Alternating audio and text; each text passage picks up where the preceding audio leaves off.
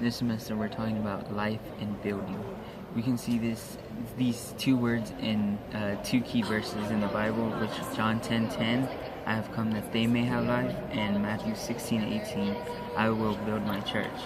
We can see that the Bible is a story of life and building, and Christ came to us to be enjoyed and be experienced as life for the purpose of producing the church. We do this by first accepting, receiving, experiencing, and applying Christ as our life. And second, we can be transformed and built together with people around us.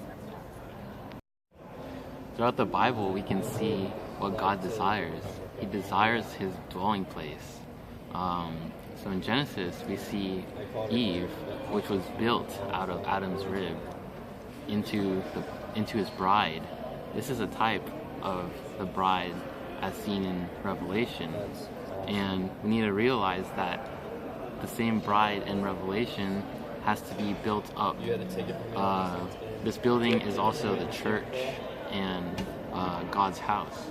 So as seeking Christians, we need to be locally built together so that we can become the real bride for Christ. Okay, so in both Genesis chapter 2 and Revelation verse 22, we see the tree of life and the river of living water as our source of life. So we know that we need to feed and drink of Christ as our life in order to, live the Christian life. In the Garden of Eden, the tree of life is in the center. So that shows us that nothing is more central to both God and man more than the tree of life. So we need to have a change of concept that God does not want us to be toiling for Him. He simply wants us to be feasting on Him and finding life in Him. And we also need to stay in the flow, because in the flow of life there is life in abundance, which we see from the river. And we need to maintain the flow for our Christian lives, otherwise we will be withered and die.